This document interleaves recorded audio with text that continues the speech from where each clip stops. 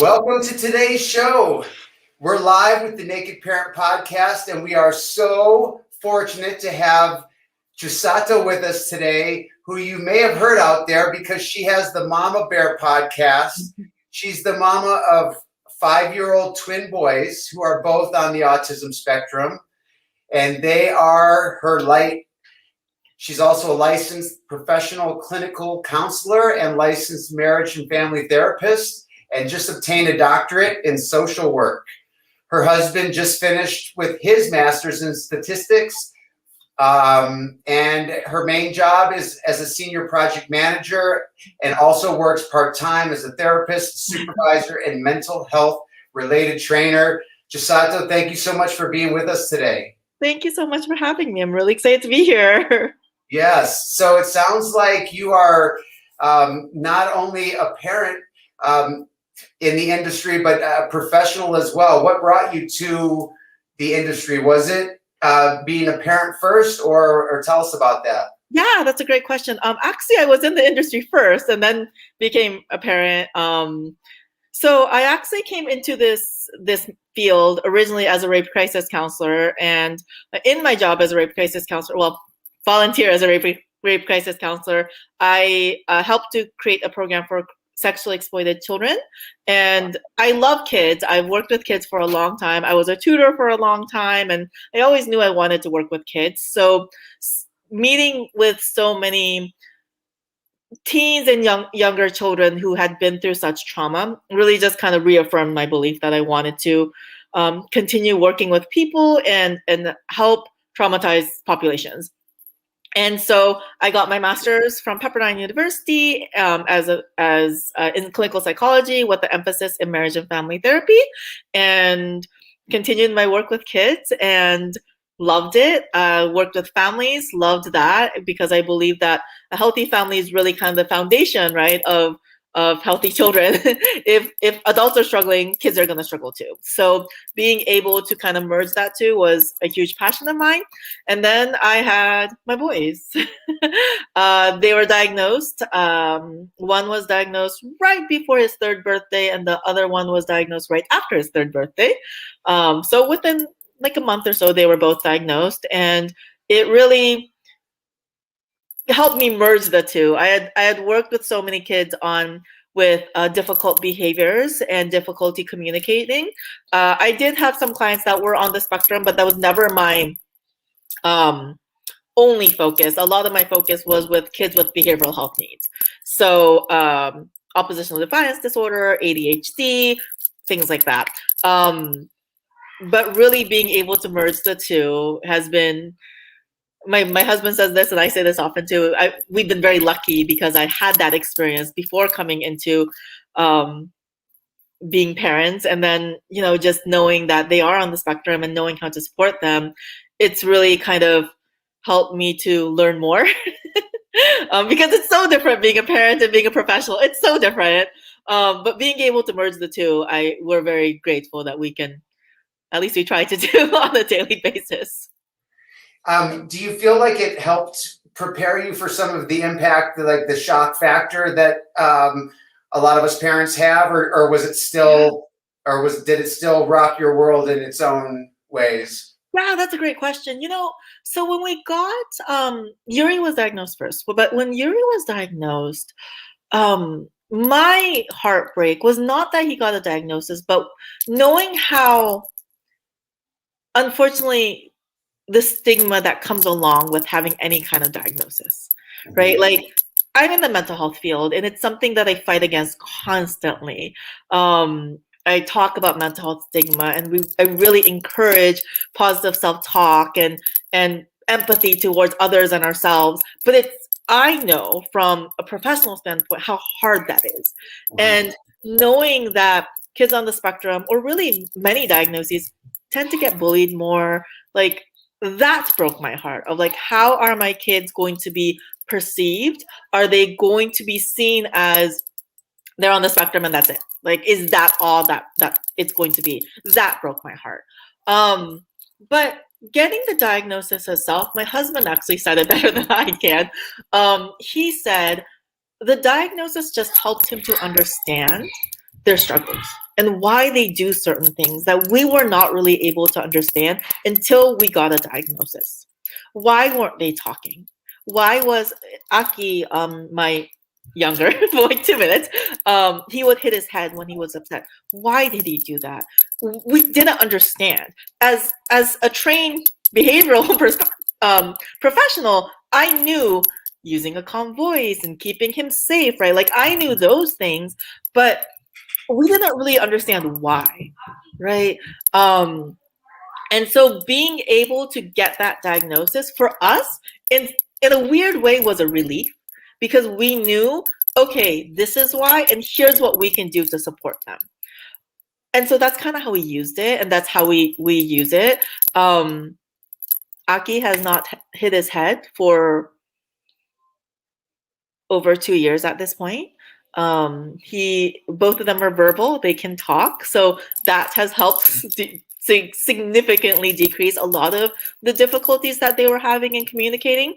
Because speaking of from empathy, how difficult would it be to not be able to tell somebody, hey, I want this, or I'm thirsty? I know. How frustrating that must be, right? And so for us, like being able to understand, oh, that's why he's doing that. He's frustrated and he doesn't have the words to say, I'm frustrated. He doesn't have a picture to show us. There's no way for him to tell us, I'm frustrated, other than hitting his head or throwing things or screaming. That empathy helped us a lot in being able to stay calm, because if we are like, with him, then he's going to escalate too, which I'm not going to lie, sometimes it's hard to stay calm, right? As parents, because we're human beings too, right? And we don't want to see our children suffer. I don't think any of us parents go into being parents thinking, yes, I'm going to see my kids scream. Like, I don't think we do that, right? We go in thinking that our kids are going to be like, happy and healthy, and we're going to do everything we can to make sure that they're happy and healthy. And what do you do when they're not happy and healthy? I think it's hard for us parents too to reflect and really see, like, okay, how can we stay calm in that moment? And for us, the diagnosis really helped us to remind ourselves, hey, this is not he's being difficult. He's having a difficult time right now. And so how can we help him to regroup? How can we help ground him? So I use every tool in my toolbox as a therapist and as a mom. And honestly, what works for one doesn't work for the other. That's always fun. But really reminding myself that, like, hey, just because it didn't work right now doesn't mean it's a bad tool. It might just not be a good tool right now. So what else can we use? So we kind of, I feel like, took it pretty well. I cried about it that night. And again, it wasn't because of the diagnosis. It was because I knew how individuals with any kind of diagnosis can be treated unfairly and unkind. And that, knowing that might happen to my kids, broke my heart. But, like, that kind of also lit a fire under me to just kind of, advocate for them, which is why I started my blog. And thankfully my Instagram page, I feel like, is doing better because I take a lot of pictures and I tell the story of their strength, because they are such amazing kids. And I don't care if people only think, oh, they're going to be this way because they have this diagnosis. My role and my view is I'm going to shatter that. And they have broken so many expectations already. And I genuinely believe they're going to continue doing so. And, I'm just lucky to be their mom, I guess, to be able to witness that. That's great. You have such amazing energy about your journey, and I can feel that, and I sense that, and I feel like they're lucky to have you as their mom. So, did you, like, when did you know something might be different? You got diagnosed at 3. When did something pop up for you? Yeah, that's a great question. So for a while, they weren't talking, right? They weren't communicating. But every time we talked about it with others, including our doctors and really anybody, we would get 3 things. They're boys, they're twins, and they're bilingual, because we both speak Japanese and English. Okay. So we kept getting like, yeah, like they're gonna be a little delayed in language. It's fine. Like they're gonna catch up, right? Like that was every time we brought it up. But what really set off red flags is we put them in a daycare, and the daycare was just starting out. So it was like them and maybe like one or two other children at first. And they did great. Yuri cried a lot when we dropped them off. But he started adjusting and they were doing fine. But then more kids started coming because the word got out about this daycare, understandably, and the struggles began. And one day, Aki got really upset that this other child was playing with a toy that he wanted or something along those lines, and he threw a book at this child. Thankfully, there was a teacher there that was able to stop the book, and the child did not get hurt, because that always concerns me too. But that was like okay, they don't usually do things like that at home, but seeing them with other kids and seeing kiddos around the same age, it was like okay, I don't think that this is just that they're bilingual and they're twins and they're boys. Like, I don't think that's the only reason. So then we started the process. Thankfully, because I knew a lot about, how do you get those resources? Because that was part of my job. I kind of jumped into that mode, and we spoke to the pediatrician, got them an evaluation appointment. I spoke to our regional center to see what services we could get, because they weren't 3 yet, so we could get early intervention.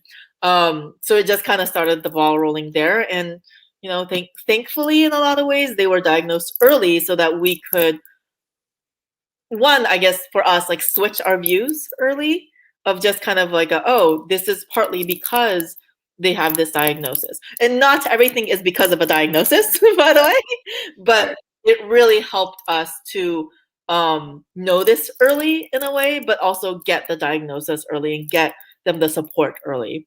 And yeah, like they're not, it's funny because when I tell the story of how they used to be, I'm sure people are like, and I'm just like, but now, like when you meet them, they're not like that at all.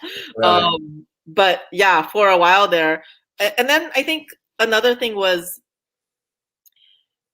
I had a friend come over. She came over every month, and we're starting that again now that we're all vaccinated and all that. But for a while, obviously, we stopped. But when they were younger, she came often, and when she would come, Yuri. There was one time Yuri cried for 6 hours straight. Wow. Yes, Intense. and this was not a cry. No, this was a scream cry. He clung onto me for dear life, and he screamed and would cry 6 hours. That was another red flag to me of like, he's fine when it's me or my parents or my brother or my husband, because he knows us. But this was a friend that came quite often, and he still was reacting that way. And then I started kind of being careful of watching how he responded to people, and I noticed that when it was not somebody that he was comfortable with, as in our family, he would cry and scream. And that was another like red flag of like, oh, I don't think that's normal. Like, I don't think that's how 2-3-year-olds, I guess at that point, respond, right? I understand stranger danger, totally understand that. But that was another level. And so that kind of, again, reminded me like, I should probably get this checked out. And if it's just, it's just stranger danger, this is normal for like within normal limits for other kids, cool. But if it's not, I wanted to make sure that we knew what it was.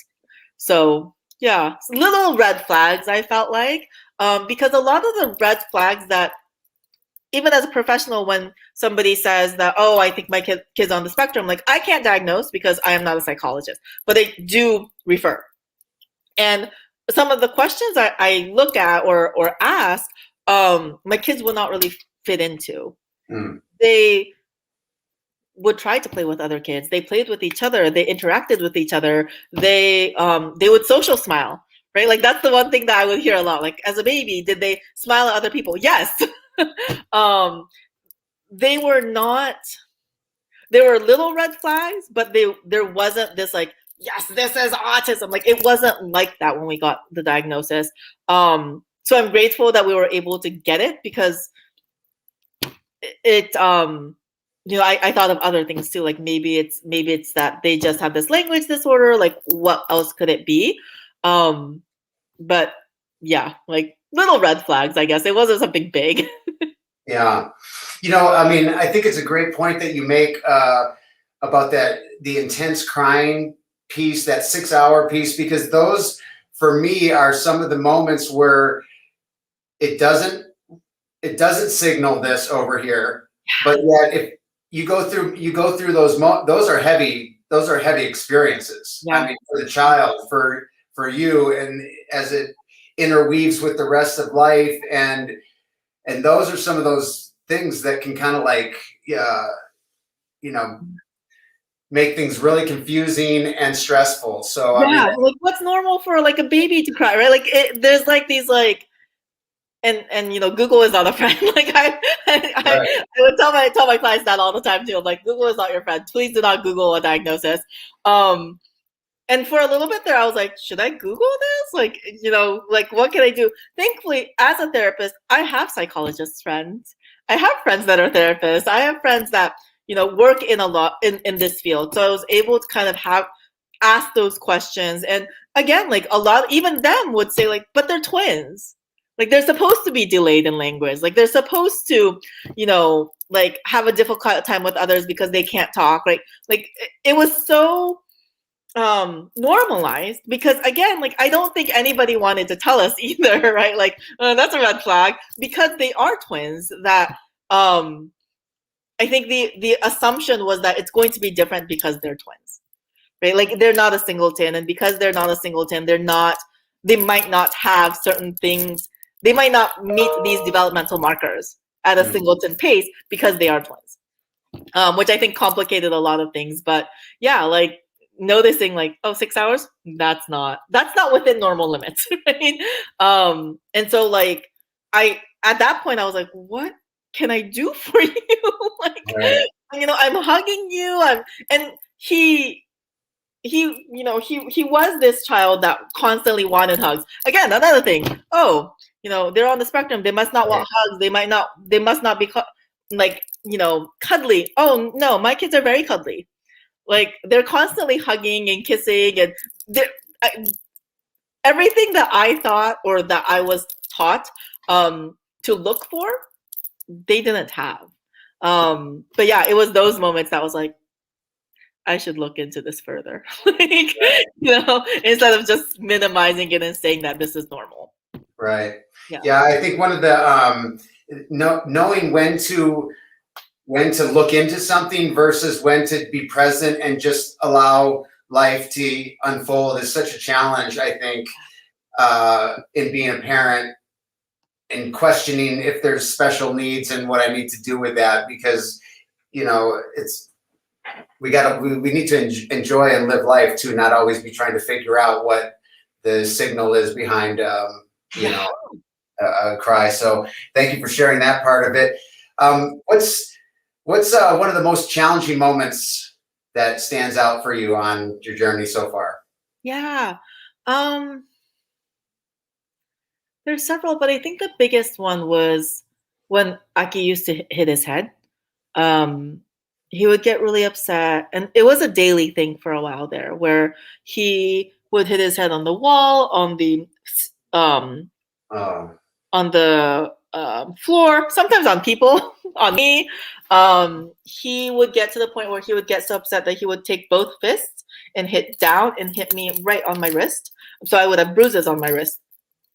And we don't spank my kids. I just don't believe in spanking my kids, because if I'm talking to them about using your words, if I don't use my words, how are they going to learn to use their words? But I'm not going to lie, as a human being, there was a little part of me that's like, maybe spanking is the way to go. Never did it. But, for a moment there, right? Like, because I couldn't get through to him. He would be screaming and throwing things at me or hitting his head, trying to hit his brother, and trying to kind of like stay calm in that moment is hard. One, seeing your child hurt themselves is not easy, of course, but as a human being, listening to screaming for like an hour or so can be very difficult, right? Right. And that I'm very thankful that he doesn't do that anymore. As he's able to talk more, we were able to really work on labeling your emotions and saying I'm mad instead of hitting me. Yesterday he was licking his iPad, and my husband told him, like, the iPad is dirty, you could get sick. The iPad is not to lick. Yeah. And he got frustrated. I could hear him upstairs, and he was saying, I'm frustrated. But he didn't hit his head. He didn't throw things at my husband. He didn't come down here to yell at me. He was just stomping his feet and saying he's frustrated. You know what? You're 5. Go ahead and you do that. I'd rather you do that than the other things that you used to do. But those moments were really difficult because I think as a parent, one, my thing is I don't want you to hurt yourself.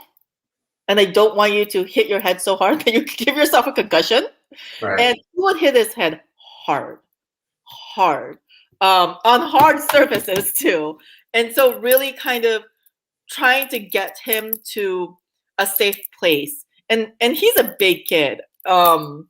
He's my bigger child. Like, why do you have to be my bigger kid? So picking him up in those moments where he's squirming and trying to hit you is not the easiest thing to do. So really just kind of reminding myself to stay calm, which can be hard. And just reminding myself that he's trying to communicate something. Obviously, he's upset right now, right? He's upset that Yuri took his toy, or it was his turn to give up the toy, or whatever it is. It usually had something to do with something like that, or something's not working as quickly as he wants, right? And if we can figure that out and help him quickly enough, he wouldn't escalate to that point. But it also would put us in a place where we're kind of feeling like we're walking on eggshells, and then we weren't too keen on that either. Like, that is not fun.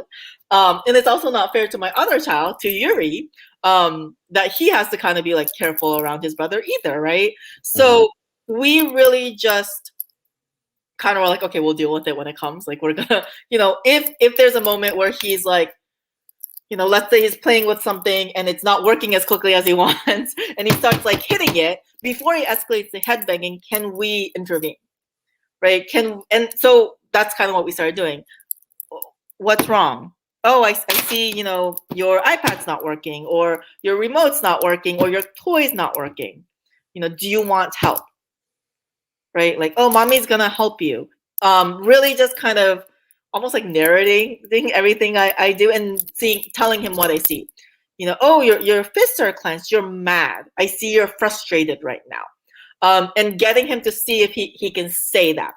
And even if it's mad, at that point, like, I would praise the heck out of him, because I'd rather him say that than escalate, right? And then if he would escalate, removing him to an area that was safe. So we created like a calming corner. Nice. We have a big beanbag chair where he could hit his head all he wants on that thing. He ain't gonna get hurt because it's a beanbag chair. We have some books there. We have cushions all around so that if he falls off of it, he falls onto a cushion. I have a jungle gym in my living room. Great. And I have cushions underneath that. So and he loves like jumping from places. So he'll climb on the jungle gym and he'll fall down on cushions. Really being able to give them spaces where they can get that energy out without hitting their heads or hitting each other, biting, screaming. Like, those were not fun. That's not fun to see. But it also kind of taught us, like, what else can we do to redirect. Yeah. Very difficult. Very difficult. Do you feel like it was kind of your strategy and game plan that helped the behavior sort of evolve and change, or do you think that he just needed his time to kind of grow and mature? What's your take on that? That's a great question. Honestly, I feel like it's a little bit of both. I think if we just kept like a wait and see, like, he'll grow out of it approach, like, I don't know if he would have, because what would we have been doing, right? But I think it also does come with, my kids worked really hard. Like, they worked so hard to get to where they are now. It really was like a team effort. Teachers, my husband, my parents, like, it was a huge team effort to get them to where they are. And the biggest team member of their team was themselves. They worked so hard. They started going to a like a learning center, it's not a daycare, but it's like a preschool, I guess, for special needs kids when they were 2.5, 3. When they were 3, we had their first IEP, Individualized Education Plan meeting. And Yuri met his annual goals in 3 months. Wow. And Akis met his annual goals in 6 months. Wow. That is not because the adults worked hard. They did, but it was because my kids worked hard, right? And they really tried. Like, they really like making people proud. Like, they are those kids where Yuri will come and do something and go, "Mommy, look!" Like, he's that child. Akis like that too. So really just kind of showing them that they have the ability, and just, cheerleading them, and making sure they have the environment that they can grow, I think was crucial. But I cannot say it's only because of us. It's genuinely not. I feel like it was all of us. Yeah, and I'm really proud of them because they worked really hard to get to where they're at now. Yeah, that's definitely a topic I can get like emotional about, is when I think of our children and how hard they work, and a lot of people don't realize, when they're going from school to the therapist that meets with them after, and I mean, they really, I'm real proud of all of them as well. So yeah, thanks for sharing that. Yeah. Are there any aha moments that you've had on your journey up until this point? Like, yeah. Honestly, I think one of the biggest aha moments for myself was the difference between being a parent and a service provider. Okay. Because I'm both, right? Like, I have worked with families. I've worked with kids with mental health needs. That has been my thing for so long. And I think it's really easy. And I right now I'm in a position where I supervise other clinicians. So I don't have my own caseload other than my own private practice. But until then, I think it's very easy for service providers to be like, well, parents should be able to do A, B, C, D, E, and F, G, right? And if they don't, like, they don't care, right? Like, it's so easy, I think, for a outside provider to feel that way. Well, why are they no-showing all the time? Why are they late all the time, right? And I can genuinely say, like, when I was a clinician, I would go to people's houses. So it was a little different. But, I had situations where I would go to the client's house and, like, parent won't let me in, like, or the parent won't be home, and I'm like, I was gonna be here at 2. I told you to. We talked at 1. Like, what's happening? But as a parent of 2 special needs kids, really, I think it just showed me, like, getting from point A to point B is not as easy as I think one thinks, especially as a service provider, right? We, as a service provider, a lot of times we think, but we're there to help, right? Like, we're there to provide these services. We're there to help your family, right? And that is true. That's what I came into this field. I wanted to help support people in their growth, whatever that looked like. That is why I came into this field. But I think sometimes we forget that those struggles that person might have of, like, well, they're not coming to sessions, right? Or they're late all the time, or whatever it is. That might be exactly why they need us. And as a parent, when our kiddos therapists want to meet with us, and we're like, both my husband and I work full time right now, we might not be able to meet at 2:00 in the afternoon. Right. We might be, but we might not be, right? And trying to explain that can be hard because that person also works from like 8 to 5. But we also work that time. So how do you navigate that? Right? Mhm. Without feeling like bad parents, but also without feeling like they're bad providers. And I think because I've been both and I am both, that moment of like, oh, it's because like these families also struggle maybe in different ways, but they also struggle. And that might be why they're not coming to sessions on time. And I think as a clinician who, let's say, has neurotypical kids or don't have kids, it's, I think, sometimes hard to remember that. Working with clinicians and providing that support to them, like I love doing that because I can see them grow because therapists grow too, by the way. And that's a conversation I have a lot with my clinicians of like, well, okay, I totally understand. You were supposed to meet with them at 2:00 and they don't come until 2:30 every single time, and it's so frustrating to you. What's stopping them from coming at 2:00? What's happening? Do they have any other appointments? Is it that client struggles right after school, and so getting them out of the house is hard? Like, what's happening? Especially right now, it's virtual learning. Like what's happening that's causing them to be late 30 minutes every time? Can we push their appointment back? Like, does it have to be can we do 2:30? Oh, but I have a 3:00. Fine. Can you do a 2:33? Because guess what? That's what you're doing anyways. So Right. can we say, instead of guilting the parent that they're not coming at 2:00, can we say, hey, you know what? I've noticed that our sessions don't usually start till 2:30 anyways, and we have a 30-minute session. And actually, it seems like it's been working. Can we just try to see if we can start at 2:30? Like, does that help? Now, yes, of course, we've had families that are just going to be late anyways. Right? Like, I've had parents that are like, hey, if you tell me 1, I'm probably going to be there by 2. I'm like, all right, I'll tell you what, I'll have 2:00 open. Right? Just kind of having that conversation. So there are people that are not great with time. That is true. Mm-hmm. But there's also parents and family members and kids who want to be at a certain place at a certain time, but there's certain things that get in the way. I think as a service provider, I think it's hard to remember that.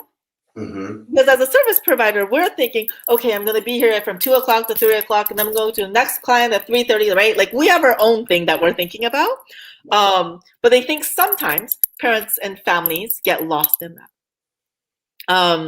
And being able to be both, I think, kind of reminded me, and it really kind of opened my eyes to, hey, like empathy is important.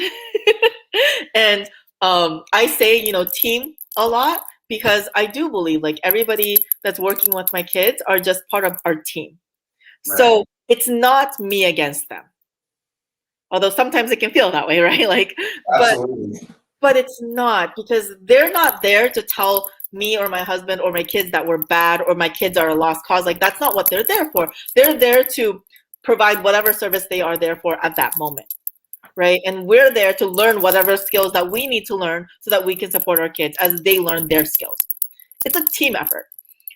But if it's a team effort, if I'm sitting there saying, well, it's because you're always late, like that doesn't feel like a team, But that shift helped me a lot, I think, in one, not being as frustrated at myself that I'm not getting to certain places at a certain time. Or 2, not getting frustrated at clients or my clinicians' clients who, you're supposed to meet at 1 and they don't show up until 1:45 saying, oh, I forgot about the appointment. What is causing them to forget? Now, I get it. Sometimes we forget. But if that's a constant thing, what is happening? Are they overwhelmed? Because maybe they are, right? And we have families that have is a single parent with 6 kids. Well, is the mom overwhelmed? Probably. Is the dad not sure what to do? Maybe, right? If we can't think of it again as a team effort of okay, well, as a team, how can we help to take that off a little bit, right? What will help to decrease that feeling of being overwhelmed or lost? Right. How can I support your family so we can best support your child? that usually gets people's buy-ins more than like, well, why are you late all the time? Like, I probably want to come back to that therapist. So I think that helps. One, that reminder and that experience of, oh, now that I have my foot in both, I can be empathic to both. I think before I had kids, especially special needs kids, I think sometimes we forget. Not that I never cared, I always cared.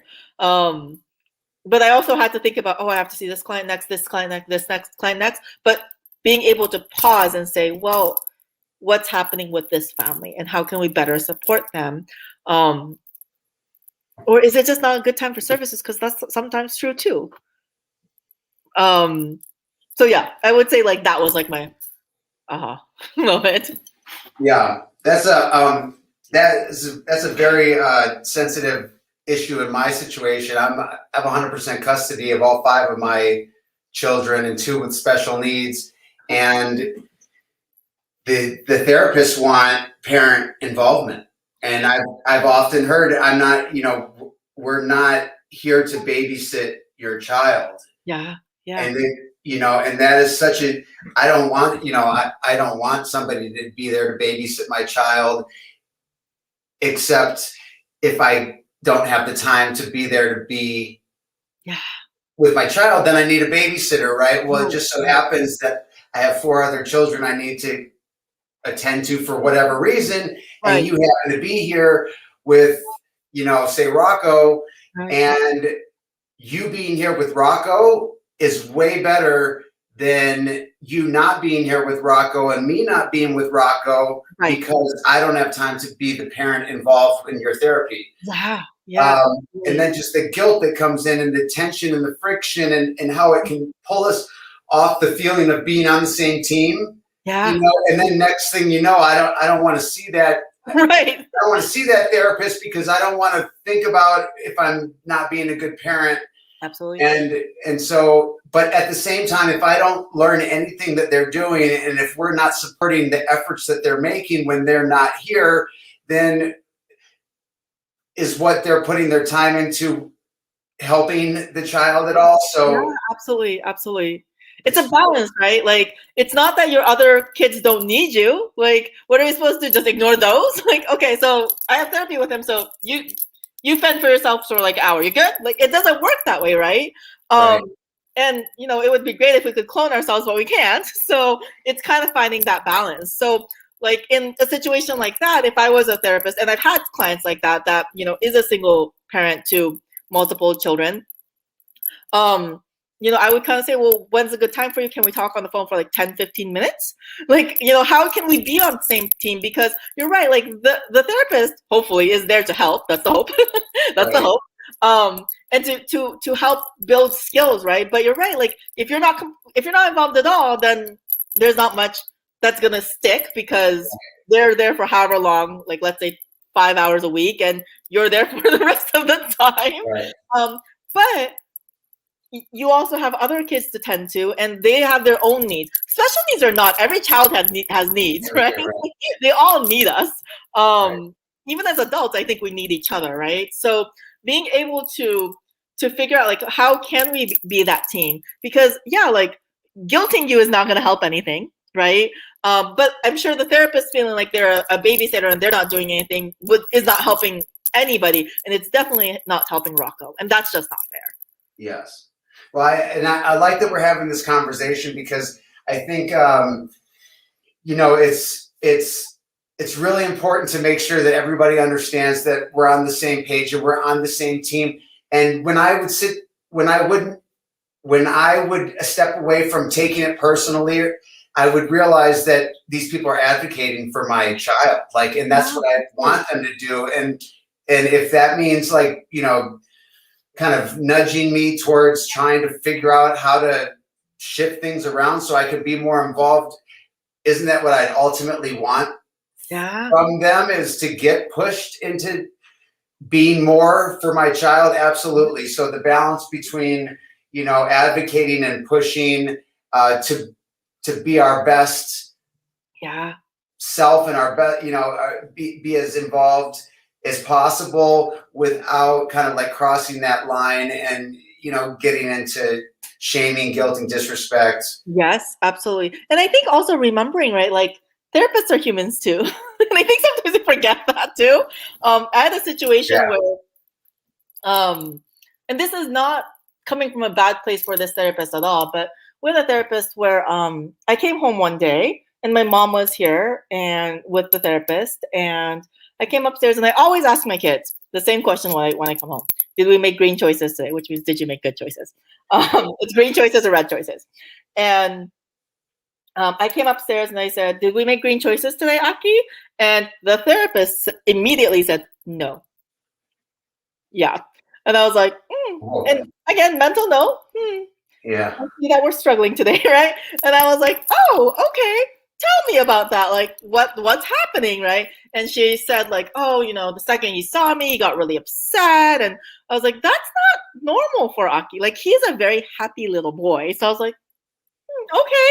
And I checked in with my mom and she was like, yeah, like the second the therapist came in, he got really upset and he was throwing things. I'm like, Aki, like what is happening? That's so not how he usually is, right? He's come such a long way. And so that kind of prompted me to just watch, right? I just kind of watched that session and there were several comments that were bothersome. And one of them was she had taught Yuri, and he constantly does this now, to answer, Yuri, are you cute? And he would say, yes, he's cute, by the way. But what I noticed is she never taught Aki that. Oh my goodness. Yeah. And then she would say she would say to the other therapist, oh, you're lucky you're working with Yuri. Like Yuri's so much easier. Whoa. Yeah. So then it was kind of like I wonder if that's why Aki is acting that way, because he didn't have the verbal skills to say, I don't like that, yo. Right? Like, so he would start crying. He wasn't feeling it. And I think that evening we actually had a meeting with the supervisor, and the supervisor and I had been working together with my boys for a year, maybe 2 years at that point. We had the same supervisor for a while and she was great. And we had this heated discussion about, well, Aki's not meeting his goals, right? And I just was like, I don't agree with that. I don't agree that he's not meeting his goals. You're telling me that every session you feel like he's like throwing tantrums and all that, and he's not. Like, I don't think he's not meeting his goals. And so we had this like heated discussion, and I kind of paused and I was like, let me explain to you what I saw today. And I was like, I wasn't trying to bring it up because I'm not trying to get anybody in trouble. Like, I'm really not. But I'm gonna bring this up because I feel like it kind of gives you a bigger picture, right? Like a fuller picture of why maybe it's happening. Why the data is showing that he's having more tantrums. When at home, he's not. Go to the school, he's not doing that at school. So if he's not doing that in those environments, and it's only when the specific person is here, maybe there's a reason for that. Yeah. So I kind of told her, I was like, well, here's what I observed. This is not an assumption. This is what I've seen. I saw that she was saying to the other therapist, you're lucky that you have Yuri because Yuri is easier. I saw her teach Yuri, are you cute? But not do that to Aki. I saw her say, when I asked Aki, did you make green choices today? Her reaction was no. And I understand maybe he wasn't making green choices that day. But getting it from an adult was weird. Like, I was like, oh, all right, we're having a difficult moment today. And so when I brought that up, first of all, the supervisor was appalled. And she was like, that is not okay. That is not okay at all. Like, not okay, right? They're twins. They do get compared, but we try really hard not to. And so for a therapist to come in, and that's what basically she's doing, of course he's going to act up. And I was like, I don't think it's that he's not making progress. I think that it's a relationship issue. Yes. I don't think they're a good match. And I think she struggles with him because he's not as verbal as Yuri is. I understand not everybody is a good match for everybody. I understand that. I'm not saying she's a bad therapist. I'm not saying any of that. But I don't know if they're a good match. And and she was like, nope, like I'm taking her off this case. Like that is not okay. And I even said, I am totally fine with you switching therapists. If you want her to work with Yuri, because obviously she works better with Yuri, that is absolutely fine with me. I just don't think that she's a good match for Aki. And she was actually taken off her case completely. She like didn't come back because the supervisor had said like, well, if she has now become a trigger to Aki, which obviously she walks in and he's crying. That's a trigger. Even if she's not working with Aki, it might not be good for him. So, that she was removed from our team and we got somebody new. But even that, right? Like until I spoke up and was able to express that, the supervisor, all she can see is the data. There's spikes in tantrums. Like what's happening, right? And as a parent, I didn't want to get anybody in trouble. Like I'm just not that person. But if I didn't speak up, it would have just shown that Aki's struggling. He was struggling, but for a real good reason. Yes. I would love it if somebody said that about me. I mean, absolutely not. Right? So I was like, ooh, that was not good. But sometimes I think looking at teams, I also look at, sometimes it's not a good match. Mm-hmm. And that's okay. Like sometimes it's not a good match and sometimes we can't work together. That doesn't mean they're bad or we're bad. Just not a good match. Like that situation. I think you're a more evolved person than I am because I actually think that is horrible. Yeah, it was pretty hard. Yeah. I think that you make a great point that does not show up on your statistic report, right? So, and lastly, those kind of things can affect people, can affect me in ways that like we can't even communicate with ourselves sometimes. That the way it affects self-esteem and different things like that. I mean, if those things aren't caught and we're our children's voice, yes, absolutely. Those are the things that scare me about my children. Any typical, non-typical, whatever you want to call it in the world is those kind of situations not being addressed and somebody say underqualified to be able to handle it, which could be me, in that situation, underqualified to handle it. I'm grateful that you caught it. And yeah. Who knows how that permeates?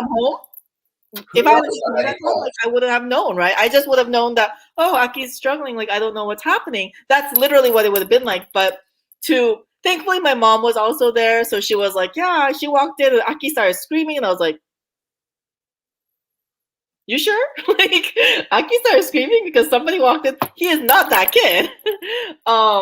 Neither of them is that kid right now. So I'm like, oh, that's weird. Like, why did he do that? Did Yuri do that? Was Yuri upset? Like, what was it? And Yuri was fine. Yuri, went up and said hi. But again, the observation of how she was with Aki and how she was with Yuri. She was not rude to Aki himself. But, and I say this often, they're very smart, right? Kids are smart. I don't care how old they are, kids are smart and they watch us and they listen. And so even though Aki at that point didn't have the verbal skills, he was watching her, right? Just little ways that she would interact with Yuri was very different from the way she interacted with Aki. That, as a child, like how awful is that, right? And like you said, self-esteem, like it's a blow. So being able to kind of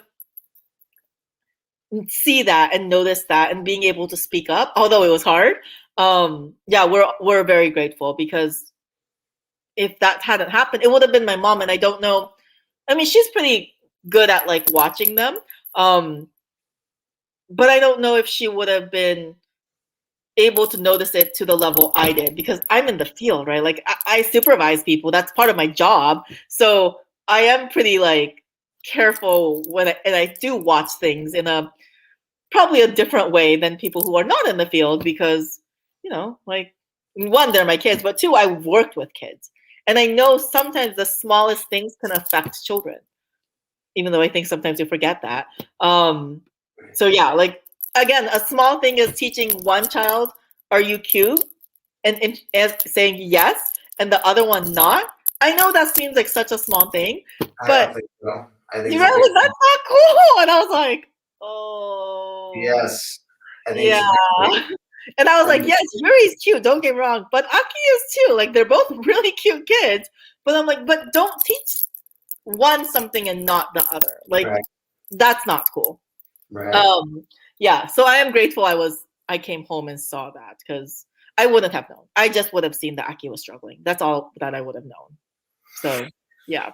Well, Chisato, you are very easy to talk to. You're a wealth of knowledge, and I could talk to you about lots of topics. But we're actually coming to a point where I'm going to need to get to a next interview. So I'd like to just maybe float it out there that we may be able to do this again someday if you'd be willing to. Yeah, And, absolutely. and maybe we can sort of end this conversation with any suggestions or resources that you would suggest to parents that that you think they may not know of or that may help somebody? Is there anything that you can think of that you'd like to share? Yeah. This is not really a resource, but I would encourage everybody. One, to be kind to yourself, and in the moments that's difficult to be kind to yourself, Yes. seek out like a mental health professional. I have seen clients just because, they feel like they're bad parents and they need somebody to talk to. That's not a mental health issue, but I'm going to talk to them. Mental wellness starts within ourselves, and sometimes it's hard. I know mental health has a stigma, but I encourage every single one of us. If you're struggling, like reach out for help, and whoever that person is, whether it's a friend, family member, therapist, I don't care, but reach out. Because That's our inner voice is usually not the kindest. awesome. And are there? You said that you have a blog and you have a Yeah. podcast. Where can we find more about you and what you're working on? Yeah, so I don't have my own podcast yet, even though I would love to. Oh, I've guested in several, which I'm very grateful for. But my blog is Therapist Mama Bear and number two, awesome AUSOME Cubs. You can also find me on Instagram at Therapist Mama Bear and two awesome Cubs. So I think it's Therapist Mama Bear. And people can email me, reach out to me by DM. However, I do try to respond to everybody that reaches out. So, I'm here for any of you that want to chit chat or have questions. I try to give tips and tricks and, share a lot about my kids. So if you want to see them, awesome. we're on Instagram quite often. All right. Well, we'll get some of that in the notes for this show. And I thank you again, and I wish you all the best. Thank you. Thank you for having me, and have a Okay. wonderful day. Bye. Thank you. Bye bye.